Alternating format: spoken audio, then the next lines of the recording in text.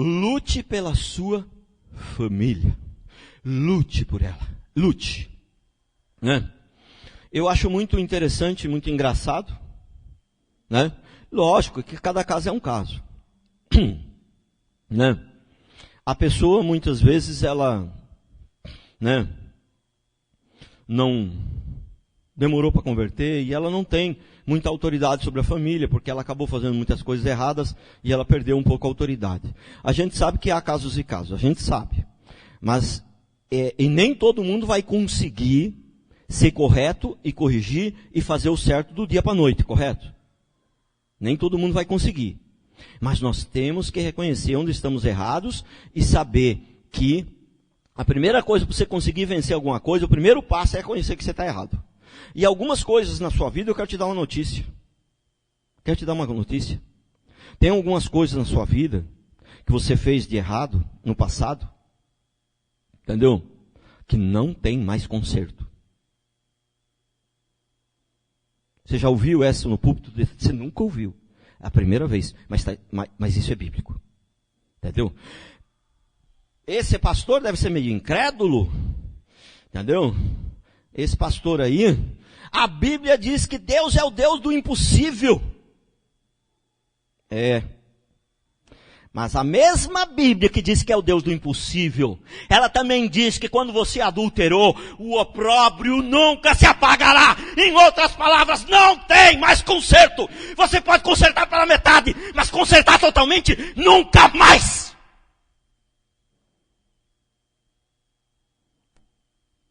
Nós não podemos usar uma verdade da Bíblia, mas que é só uma parte da verdade, e usar como se ela fosse toda a verdade.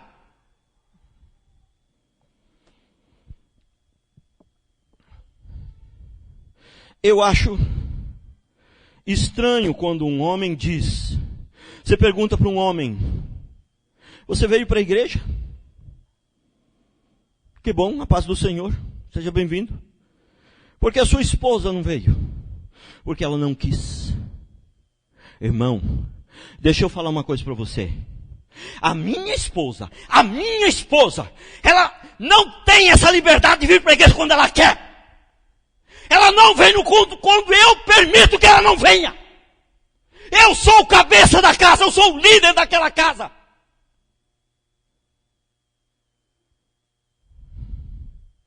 Pastor, mas a gente não pode obrigar as pessoas. Irmão, eu não posso obrigar.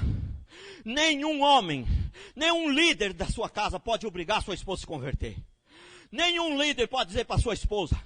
Nenhum pai de família, ninguém pode dizer para sua esposa, hoje eu estou me convertendo, eu e você vamos nos converter. Não. Ele não tem esse poder. Ele não tem esse poder de dizer para sua esposa, hoje nós dois vamos nos converter. Ele não tem esse poder. Mas ele tem o poder de dizer, hoje nós dois vamos para o culto. Por que as famílias são destruídas? Homens fracos, homens covardes. Homens que não assumem a sua posição de autoridade, de cabeça da casa.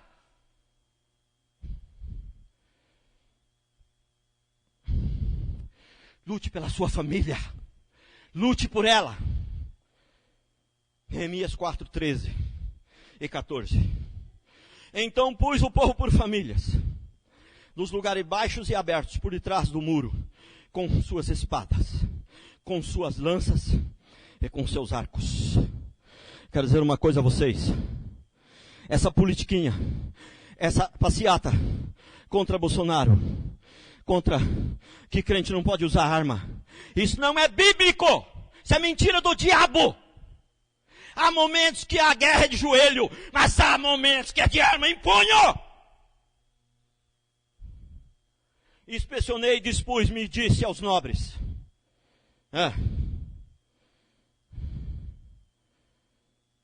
Aos magistrados e ao resto do povo, não temais, lembrai-vos do Senhor grande e temível, pelejai pelos vossos irmãos, vossos filhos e vossas filhas, vossa mulher e vossa casa. Se for ver o contexto lá de Neemias, eles oravam com, irmãos, numa mão era a palavra e na outra era a espada. Enquanto eles oravam, eles estavam armados. Não estou dizendo que todo mundo vai ter que andar armado. Aqui não estão aqui para falar de política nem de leis, né? Eu estou aqui para falar da Bíblia. Isso aí é os políticos lá que têm que decidir, né? Mas dizer que não está na Bíblia, que de acordo com a Bíblia, a gente tem que aceitar tudo, e o violentador está violentando sua esposa e seu filhinho, e você está lá ajoelho orando? Não. Você tinha que ter orado antes. Se você não orou antes, talvez o violentador chegue, e aí você vai ter que usar a arma se tiver, e a sua vida, e arriscar a sua vida por ele. Para sua esposa, para o seu filho, para sua filha. Morrer por eles, se for necessário. Porque para mim, eu tenho por mim que a missão da mulher é mais fácil. Por isso Deus fez o homem um pouco mais forte. Porque a missão do homem é mais difícil. É simples. Amar a esposa como Cristo amou a igreja. É mais difícil ou não é do que a mulher se submeter? É mais difícil ou não é?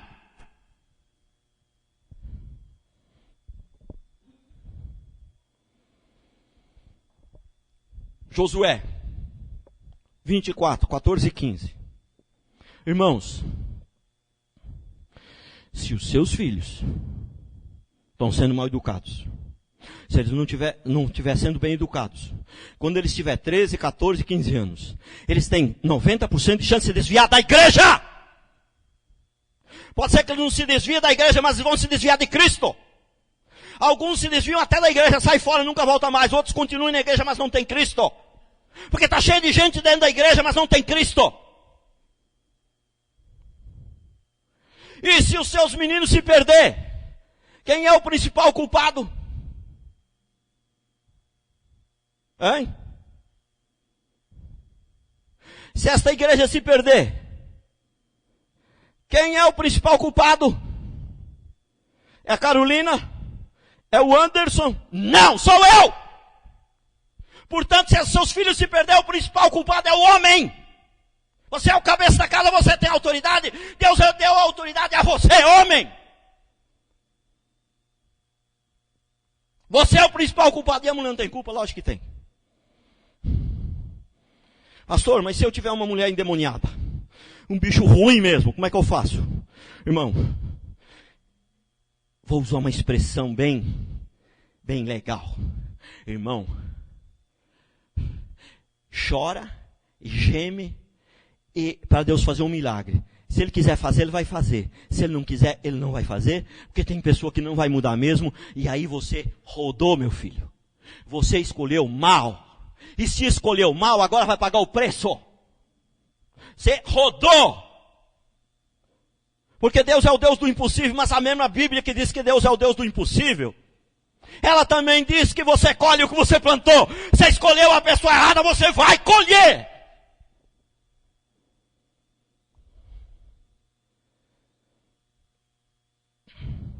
Irmãos, tem que ser macho para falar o que eu vou falar aqui.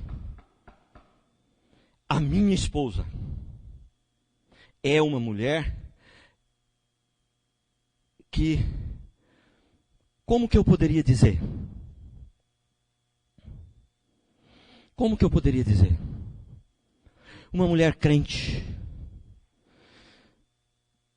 Uma mulher que faz a obra de Deus. Uma boa esposa, uma boa mãe. Mas deixa eu falar uma coisa para vocês. Se eu tivesse ido na conversa dela todas as vezes, e não adianta ficar tiririca, nem a minha esposa e nem as outras, porque essa é a verdade. Se eu tivesse ido na conversa dela todas as vezes, e se eu não tivesse peitado ela e dizendo aqui, quem manda sou eu, minha família já teria sido destruída. Por quê? Porque o principal guardião da casa não é a esposa, é o homem.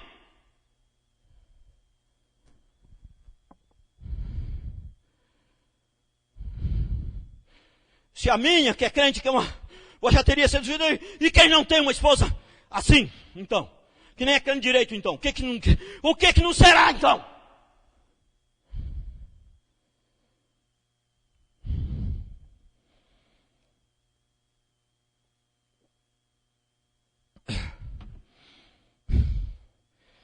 A menininha hoje de manhã falou o seguinte: 2 anos ela tem. Ela gosta muito de mim, assim, vem, me abraça, me beija. Ela falou assim: pastor, o senhor estava brabo hoje. Falei: não estava muito não, é que eu estava assim, tá? Tentei disfarçar, não encontrei as palavras. Ela falou assim: mas eu não gosto quando você fica assim muito bravo.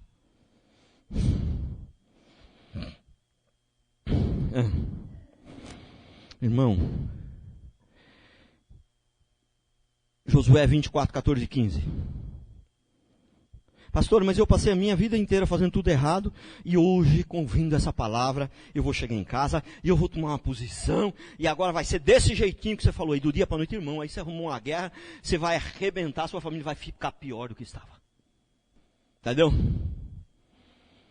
Você não pode fazer tudo errado durante uma vida e querer consertar num dia só. Você vai ter que conquistar essa autoridade dia a dia, e vai ser difícil. O preço será alto. De novo. Não façam a vergonha. Não façam a mesma vergonha. Eu vou avisar vocês antes. Os de manhã eu não avisei. De manhã eu não avisei, mas para vocês não passarem essa vergonha, eu vou avisar.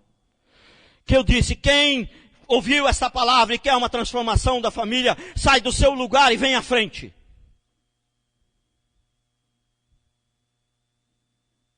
Sabe quantos homens se levantaram e vieram à frente primeiro do que as mulheres? Sabe quantos? Nenhum. Eu disse: vocês são covardes. Vocês não demonstram autoridade nem nas coisas mínimas. Como que a tua esposa vai te respeitar? Como que ela vai te honrar? Como que ela vai respeitar a sua autoridade? Se nem nas coisas mínimas, se nem na hora da pregação de você vir à frente, você não é o cabeça da casa, você não toma uma posição primeiro, meu bem. Vamos lá, vamos receber a oração do pastor. Você nem nessa hora você não mostra autoridade.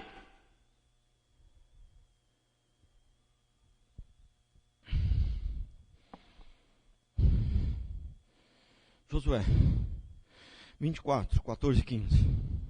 Agora, pois, temerei ao Senhor e servi-o com integridade e com fidelidade.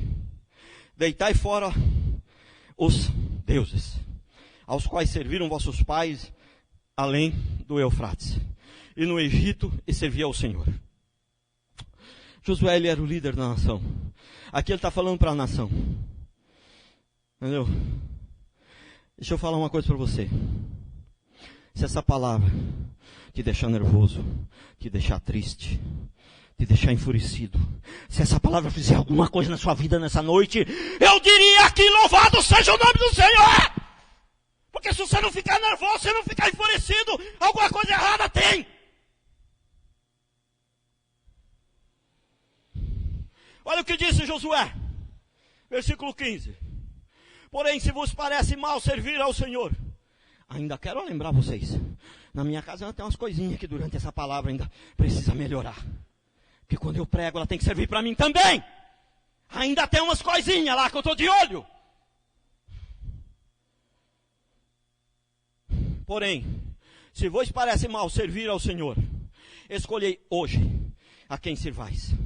Se aos deuses que serviram vossos pais, que estavam da além do Eufrates, ou aos deuses dos amorreus, em cuja terra habitais. E aí ele encerra dizendo: eu e a minha casa serviremos ao Senhor. Ele tomou a decisão por ele, por toda a sua casa.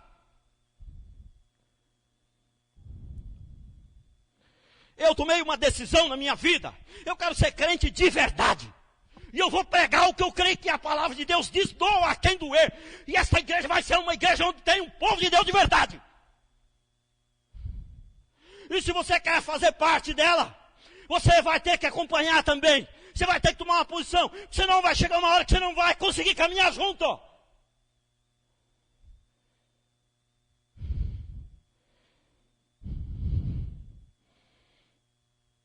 Eu e minha casa serviremos ao Senhor. Próximo. A família é o lugar das maiores guerras.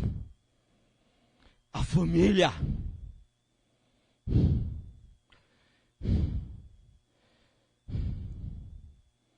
A família.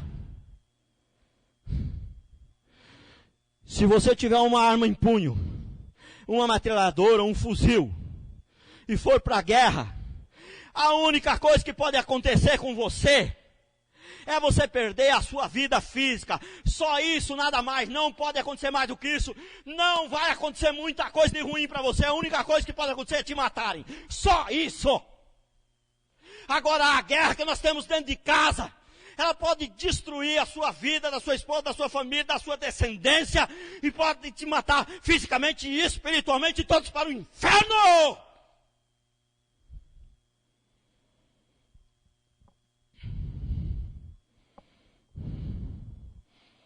Quem foi o maior guerreiro de Israel? Todos sabem, de cor e salteado. Sabem? Tá certo. Todos sabem. Quem foi o maior guerreiro de Israel? Se você, alguém aqui não souber, as crianças ali da salinha, todos sabem. Vamos ler. Tinha levado, Samuel, 1 Samuel 30, 2-5.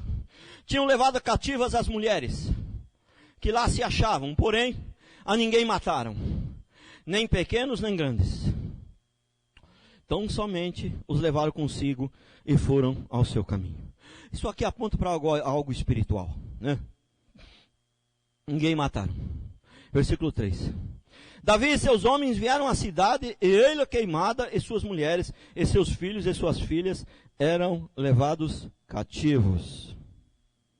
Então Davi e o povo que se achava com ele ergueram a voz e choravam até não terem mais forças para chorar. Você já chorou pela sua família? Você já chorou pela sua família? Você já derramou alguma lágrima para o seu filho se converter? Já derramou alguma lágrima para o seu filho, para a sua esposa, para a sua família? Também as duas mulheres de Davi foram levadas cativas. Ainoã, Jezreelita e Abigail. A famosa, né? Essa aqui é mais famosa. A viúva de Nabal, Carmelita. Né?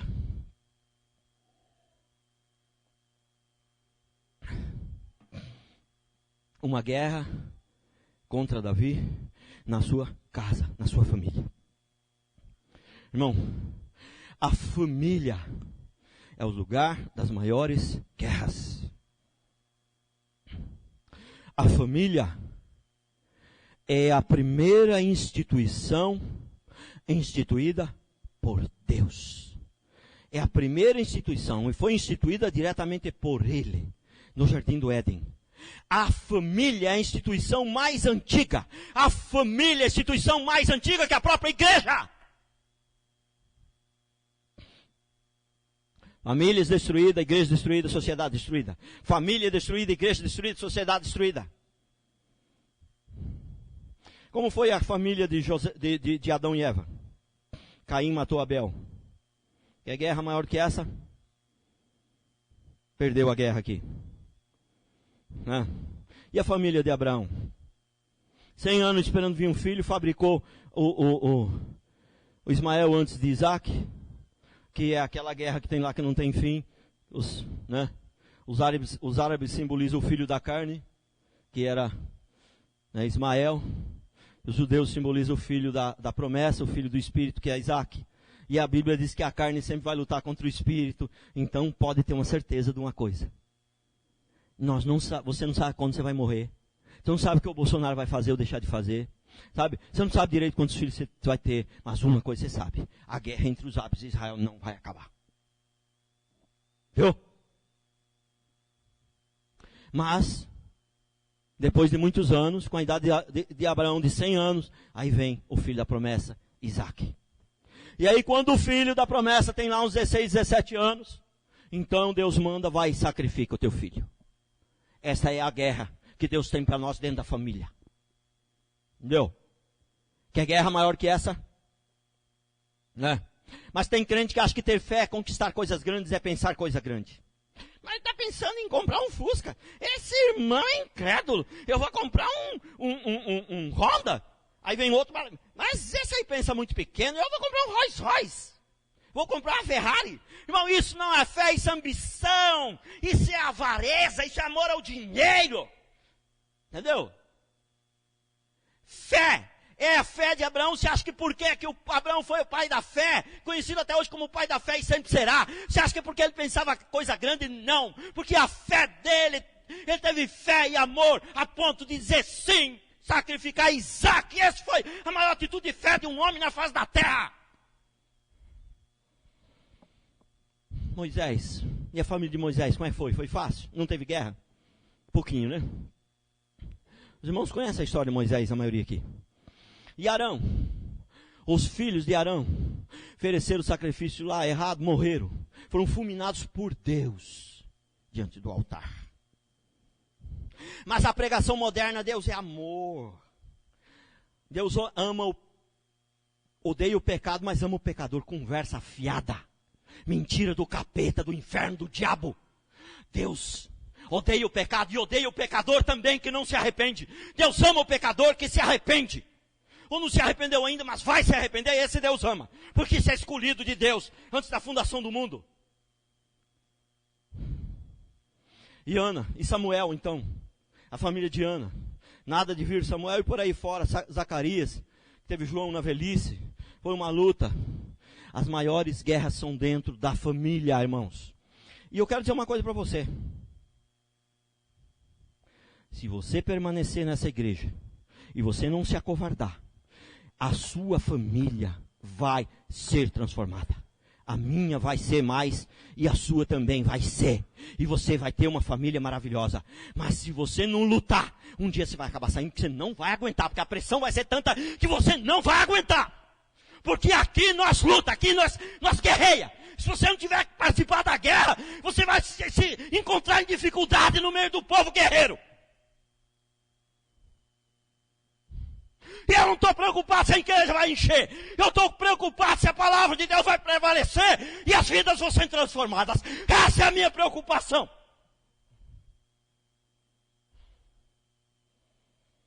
Eu tenho o maior temor que alguém saia da igreja por um erro meu.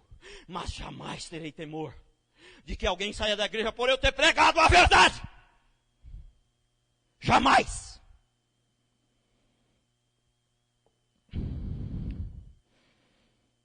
A transformação já tem começado.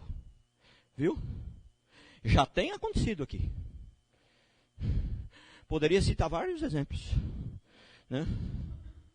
Mas só não estou autorizado a citar, vou citar mesmo assim sem estar autorizado. O casamento que teve ontem aqui foi uma transformação e um grande milagre. E quem foi que fez? Quem foi que fez o milagre? Foi o pastor? Não. Quem foi que fez o milagre? Quem foi que fez? Foi a palavra. Foi Deus, mas foi Deus através da palavra. Foi a palavra. A palavra cura, a palavra liberta, a palavra salva, a palavra transforma. Só a palavra.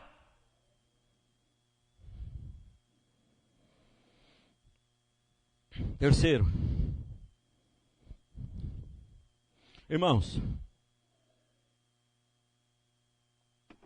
existe momentos que a guerra é só de joelhos.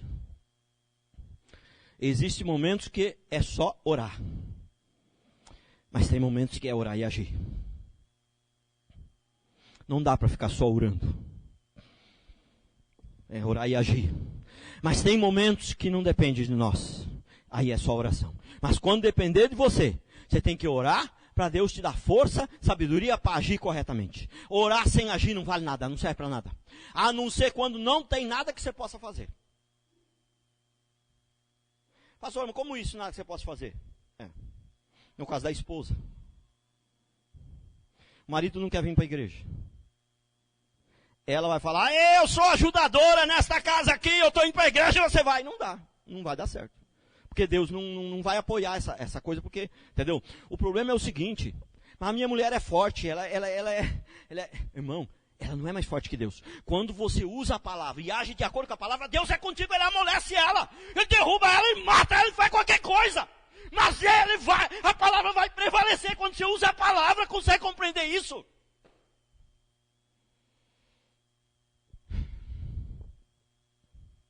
Essa é uma outra mentira do capeta. Deus não mata, quem veio para roubar e matar e destruir é o diabo.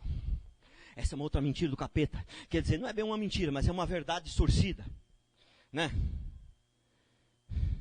É verdade que o diabo veio para matar, roubar e destruir. É verdade. É verdade. Está escrito. Mas essa não é a única verdade. Mas também está escrito que o diabo só mata quando Deus permite. Que, portanto, só quem tem o poder de tirar a vida ou dar é só Deus. Quando o diabo mata, no fundo, quem matou não foi o diabo, foi Deus. Porque se ele permitiu, foi ele que matou. Porque Isaías diz, eu mato e eu firo e eu faço viver. E ninguém pode livrar alguém das minhas mãos. Está errado? Não. O diabo é só instrumento de Deus, o diabo é um cordeirinho, o diabo tem poder algum. Pastor, em outras mensagens o senhor fala que ele tem. Ele tem. Vamos arrumar isso aqui então. Ele tem poder. O poder que ele tem foi Deus que deu.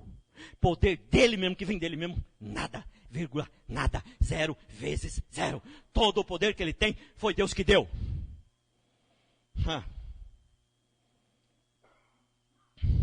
Pilatos falou para Jesus, tu não te defendes?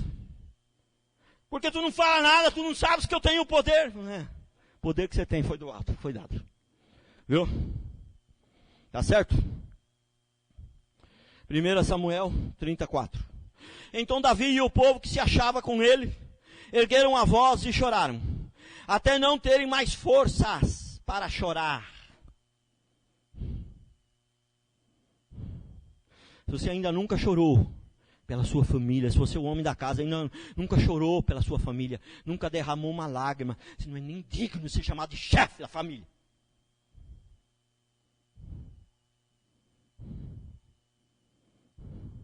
Pastor, a palavra que o senhor está ministrando hoje, ela é muito forte. Não é a palavra que eu estou ministrando que é forte, é a Bíblia que é forte, é a palavra de Deus que é forte. A palavra de Deus é forte para os fracos, para quem não está acostumado.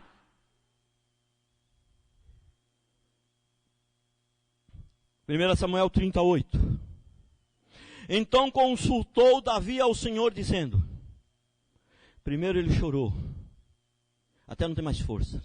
E aí ele consultou o Senhor dizendo, perseguirei o bando, alcançá-lo-ei. Respondeu-lhe o Senhor, persegue o bando porque de fato o alcançarás e tu os libertarás. Já vi mulher resgatar o marido lá dos braços do amante e trazê-lo de volta. Ainda ter um casamento feliz, ainda ser pastor. Já vi homem resgatar a mulher dos braços do amante e trazê-la de volta. E ainda ser um grande homem de Deus, uma grande família.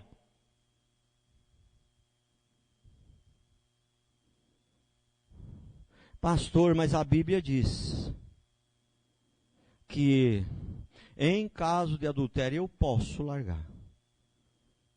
Ela diz que pode, ela não diz que deve.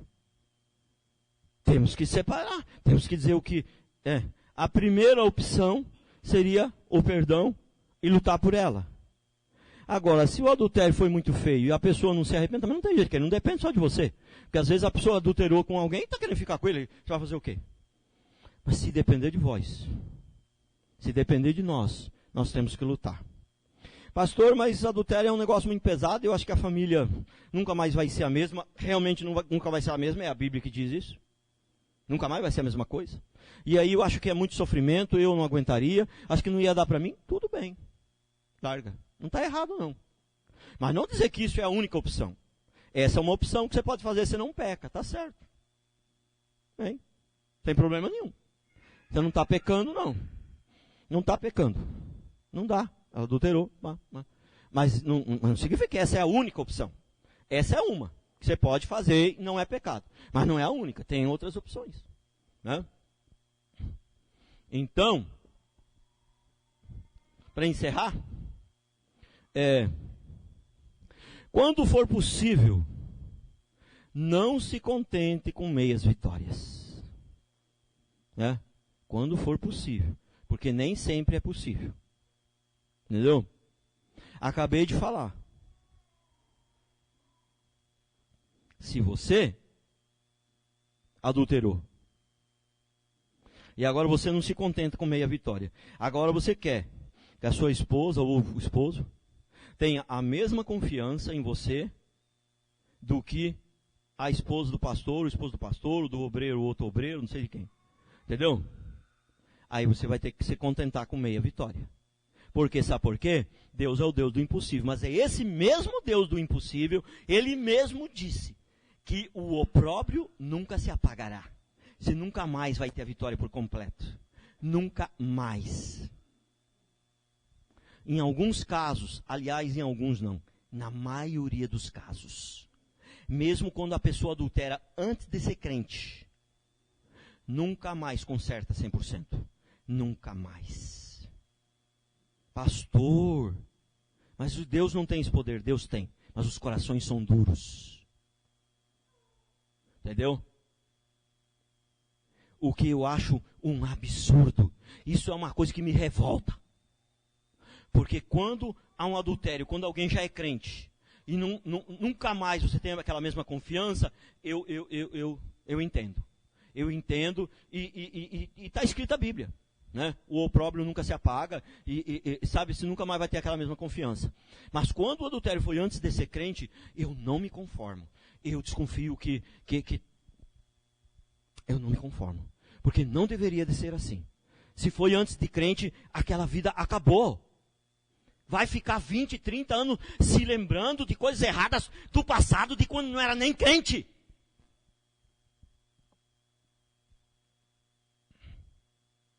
Isso que eu chamo de ser uma coisa do capeta. Isso que eu chamo de ser algo do capeta, dos infernos. Já tem 30 anos de crente. Já ganhou muita gente para Jesus. Sempre deu bom testemunho.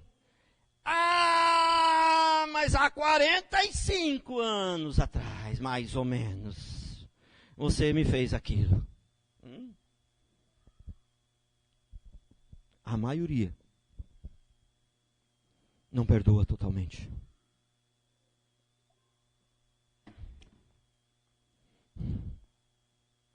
O adultério é um negócio tão terrível, mas tão terrível, mas tão terrível, mas tão terrível, mas tão terrível, mas tão terrível, que é difícil de perdoar.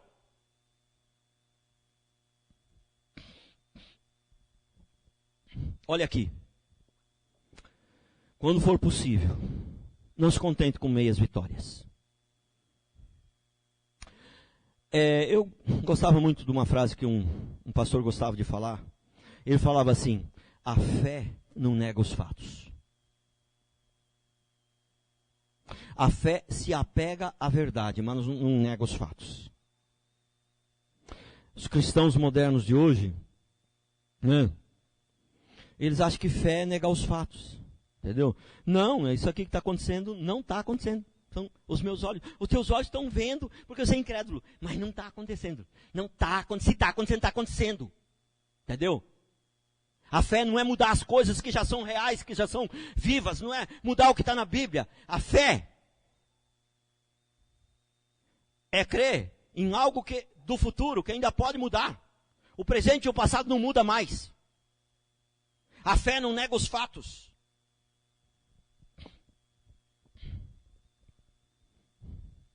Se a pessoa adulterou, ela deve ter fé para restaurar. Mas esta fé não nega o fato que um dia houve um adultério, meu Deus. Ela não nega os fatos.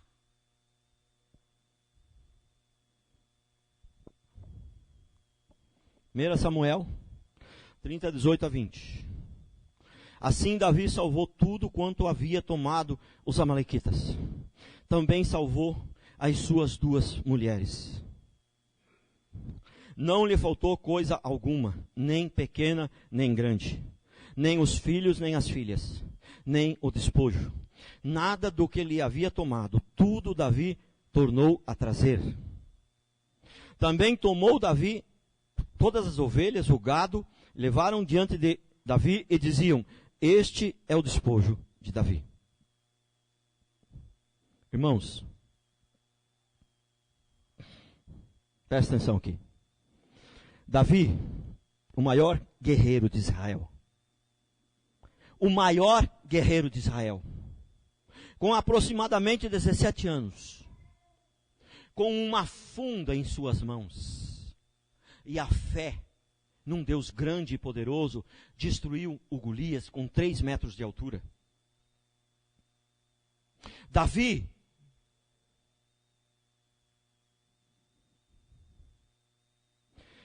salvou a sua família.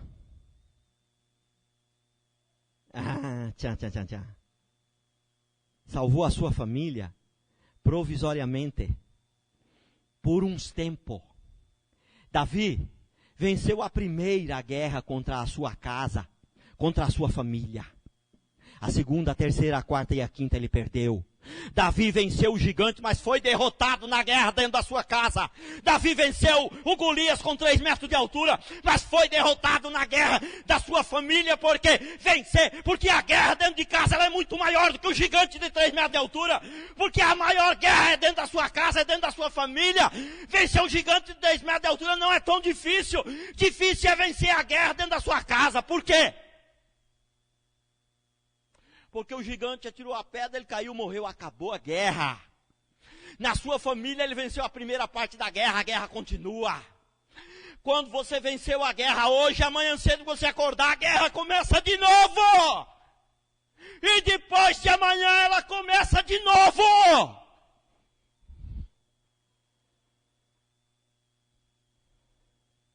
A maior guerra a ser travada é dentro da nossa casa, dentro da nossa família. Por quê? Porque família é o bem mais precioso que nós temos, que existe na face da terra. Família é o que tem de melhor, de mais valioso aqui na terra.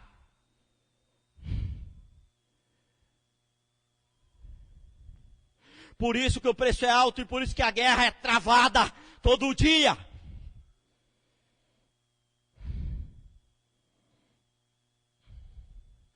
Por isso, tem pessoas aprendendo a palavra de maneira errada, entendendo errado e usando essa verdade, mas que não é toda a verdade, é só uma parte da verdade. Que Deus é o Deus do impossível e faz uma obra de Deus relaxada e vai para a igreja de maneira relaxada e entra num casamento de maneira relaxada, inicia o seu casamento de maneira relaxada e começa a criar os seus filhos de maneira relaxada, com base nesse texto. Deus é o Deus do impossível, e a hora que Ele quiser, o dia que eu quiser, eu transformo tudo. Deus transforma tudo, transforma nada. Nada. Porque a mesma Bíblia que diz que Deus é o Deus do impossível, ela também diz que tudo que você planta, você colhe.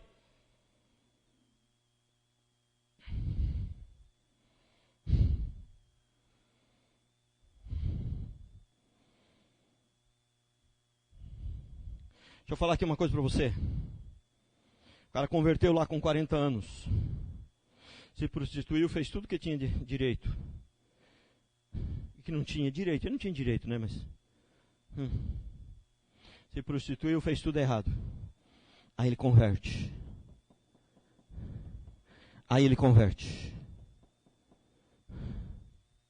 E aquele casalzinho que está na igreja desde pequeno, fez tudo certinho. Não foi perfeito, mas está ali, lutando. Né? Está aconselhando com o pastor, fazendo as coisas certas, sabendo esperar. E aquele casalzinho. Aquele casalzinho, ele tem uma chance de ter um casamento maravilhoso. Maravilhoso. E aquele casal que converteu com 40 anos, tem também? O que você acha? Quero te dizer uma coisa, não se assuste.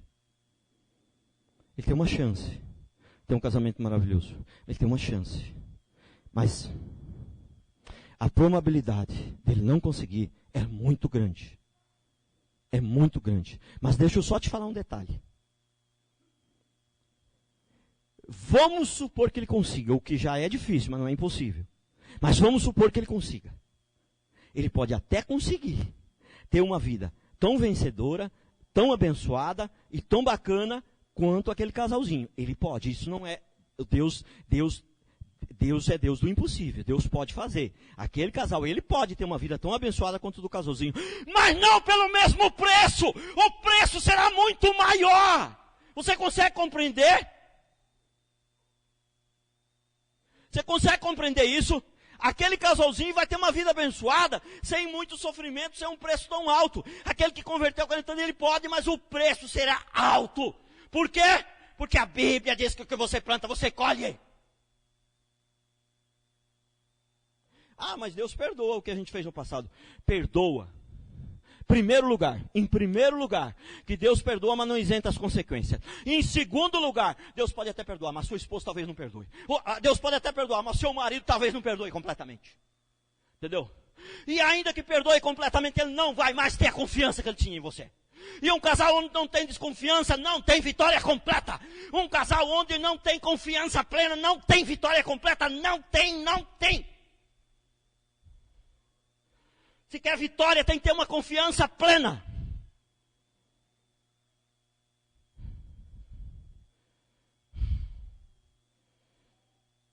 Tem gente que é crente, mas vive com o inimigo dentro de casa.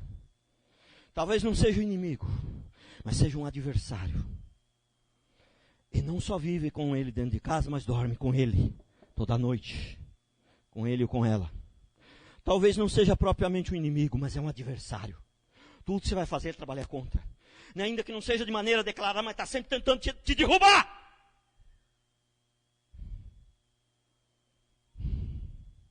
Esse é o resultado, essa é a colheita de uma vida errada lá no passado. Tudo bem que pode ser resultado também de um coração errado aqui no presente. Mas é resultado também de uma colheita de algo errado no passado.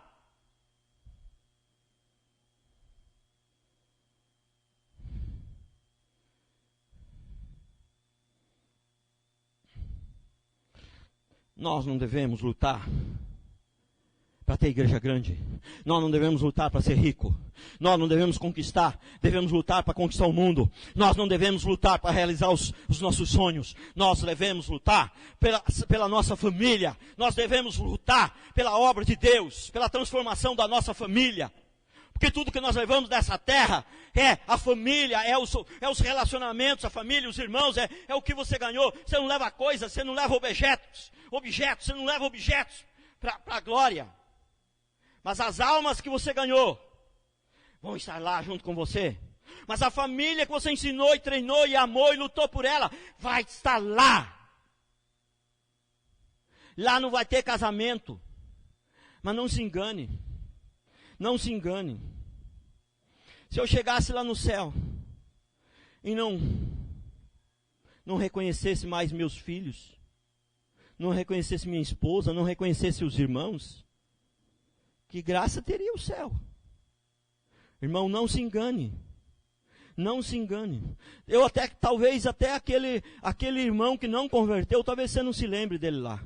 Mas os que são convertidos, é a minha segunda maior alegria, é o meu segundo maior motivo que eu trabalho, é para eu chegar lá no céu e encontrar com vocês lá. O primeiro é encontrar com o Senhor, o segundo motivo é encontrar com vocês lá. Eu vou chegar lá no céu e não vou ver vocês. A Bíblia diz que nós chegaremos no céu e seremos apresentados a Isaac, a Abraão e a Jacó e a todos os santos.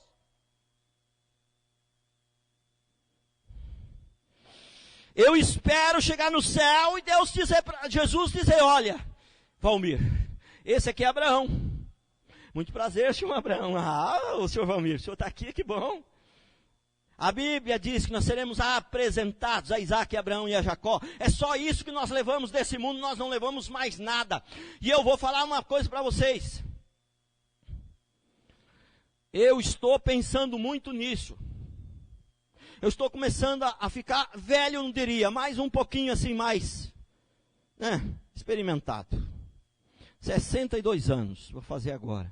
Então eu estou pensando o seguinte, talvez eu não viva muito tempo. Eu não quero desperdiçar o meu tempo, o resto do tempo que me sobra aqui, lutando com coisas materiais, com coisas do mundo. Eu quero gastar o meu tempo que me sobra aqui, amando minha família, lutando por ela, amando os meus irmãos, lutando por eles, e lutando pela fé evangélica, pela obra de Deus. É isso, eu quero terminar os meus dias assim, lutando.